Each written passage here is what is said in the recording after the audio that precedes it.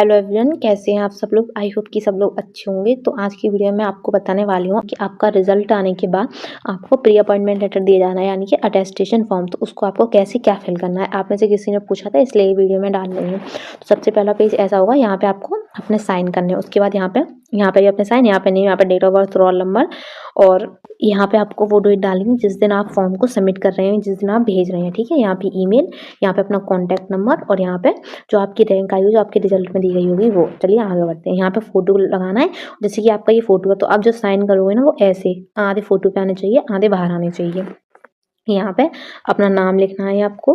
ठीक है, यहाँ पे अगर आप गांव से हैं तो आप गांव लिख के लिखते होंगे वो। यहाँ पे अपना थाना, फिर आपको डिस्ट्रिक्ट भी लिखना है, और फिर आपको अपने स्टेट का नाम लिखना है। ऐसे यहाँ पे भी सेम जो ऊपर भरा है वही आपको बनना है। ठीक है, और अगर आपको कोई और मतलब दूसरा एड्रेस है, जैसे आपका प्रेजेंट एड्रेस कुछ है, फिर होम एड्रेस कुछ है, तो आपको अलग अलग बनने। मेरा एक ही था। इस पे आधार कार्ड नंबर, यहाँ पे पैन कार्ड नंबर, और नेशनलिटी इंडियन है तो वो। और यहाँ पे आपको अपने साइन करने, साइन आपको हर पेज पर करने ही करने हैं। ठीक है, यहाँ पे डेट ऑफ बर्थ, यहाँ पे आपको प्रेजेंट एज मतलब डेट ऑफ बर्थ से, जैसे मैं 19 साल की, तो वहाँ पे 19 साल। एज ऑफ मेट्रिकुलेशन यानी कि जो आपने 10th पास किया वो कितनी एज पर की थी वो आपको बननी है। यहाँ पे भी आपको अपना एड्रेस, ग्राम, डिस्ट्रिक्ट, स्टेट। ओके, यहाँ पे भी, यहाँ पे डिस्ट्रिक्ट और स्टेट बनना है। डिस्ट्रिक्ट होगा और आपका स्टेट होगा। यहाँ पे भी डिस्ट्रिक्ट और स्टेट। ओके, रिलीजन, जैसे मैं हिंदू हूँ तो हिंदू, और अगर आप ओबीसी या एससी एसटी किसी से बिलोंग करते हैं तो यहाँ पे वो लिखना है यस। जैसे मैं ओबीसी से हूँ तो यस और ओबीसी। ओके, या फिर यहाँ पे बर्थ और टिल नाउ, यहाँ पे अपना एड्रेस, पोस्ट, डिस्ट्रिक्ट और स्टेट। यहाँ पे आपको डिस्ट्रिक्ट का नेम, यहाँ पे साइन। ऐसे यहाँ पे पापा का नाम, मम्मी का नाम, नेशनलिटी, प्लेस ऑफ बर्थ। अगर आपके मम्मी पापा एक ही डिस्ट्रिक्ट में आते हैं तो उस डिस्ट्रिक्ट का नाम और स्टेट का नाम।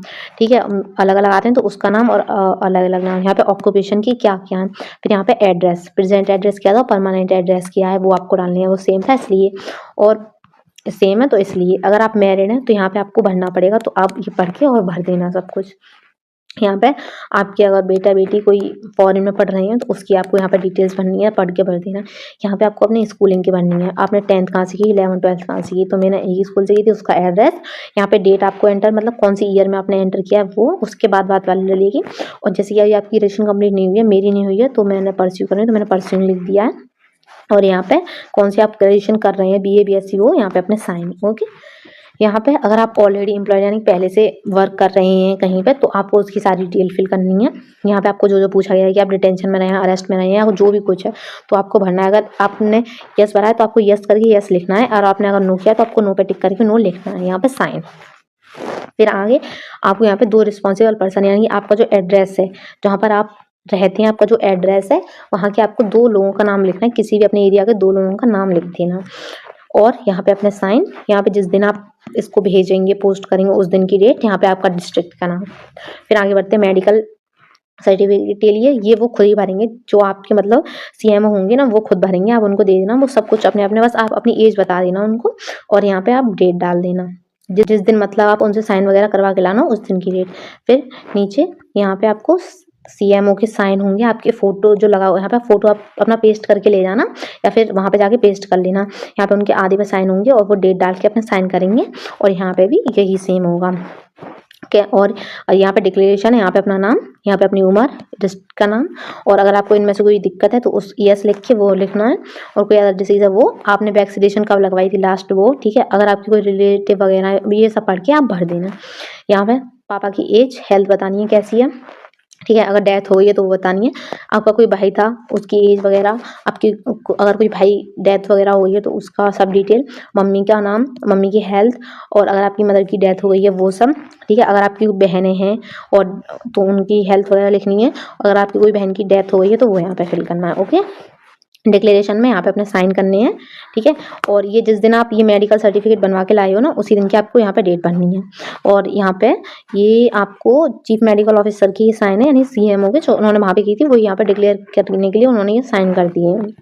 कैरेक्टर सर्टिफिकेट के लिए मैं एक बात बता दूं, यहाँ पे मेरी 6 महीने का इन्होंने बनाया है, लेकिन मेरा जो फॉर्म उन्होंने प्रोवाइड किया था उसमें उन्होंने कम से कम 2 ईयर का मांगा था। तो आप देख लेना कि आपके में कितने का मांगा है।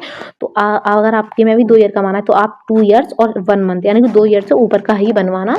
तो वो यहाँ पे फिल कर देना। यहाँ पे अपना नाम, ठीक है, यहाँ पे अपने फादर का नेम, बाकी आपके ये सीएमओ वगैरह जो भी होंगे, जिससे भी आप बनवा रहे हो ये सब, या तो वो गैजेटेड ऑफिसर हो या फिर सेंट्रल स्टेट गवर्नमेंट का हो, एमएलए वगैरह होंगे उनके भी चल जाएंगे, ठीक है, और तहसीलदार या फिर नायक तहसीलदार जो भी हो उनकी सबकी भी साइन चल जाएंगे। ये आप एक बार पढ़ लेना। इसमें आपको यहाँ पे अपना नाम भरना है, ठीक है। अगर आप अनमैरिड हैं तो अनमैरिड करके अनमैरिड लिख लेना, विडोअर हैं तो वो, और विडो हैं तो वो, और बाकी सब आप पढ़ के अगर नहीं है तो कट कर देना।